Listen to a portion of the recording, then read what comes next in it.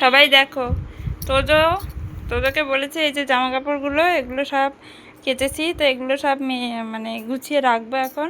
তো তোজো এই যে জামা কাপড় বলেছি গুছাবো, তাই ও জামা কাপড় গুছাতে বসেছে, আমাকে হেল্প করছে।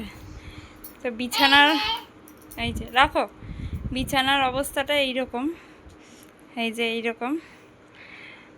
তো এখন আমি বাইরের জামা কাপড় তুলে নিয়ে এসেছি, যেগুলো কেচেছিলাম সকালে। তো ওকে বলেছি এখন জামা কাপড়গুলো গোছাতে হবে। আমি যখন জামা কাপড় তুলছিলাম ও তখন আমাকে হেল্প করছিল, আমার সাথে আমার কোলে ছিল, আমাকে জামা কাপড় তুলে হেল্প করছিল। আর এখন বলেছি গোছাতে হবে বলে ও চেষ্টা করছে গোছানোর। দেখো আমার ছোট্ট ছেলেটা খুব সুন্দর হয়েছে মা, এই যে গুছিয়েছে।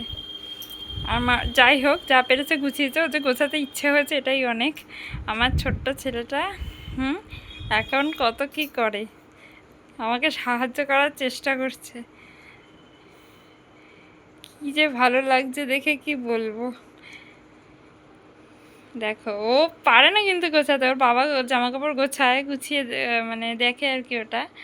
তো সেইটা দেখে দেখে ও শিখেছে, যেটুকু শিখেছে সে তার মধ্যেই। এখন তো ছোট, এখন তো সেভাবে পারবে না, কিন্তু তবুও চেষ্টা করছে গোছানোর।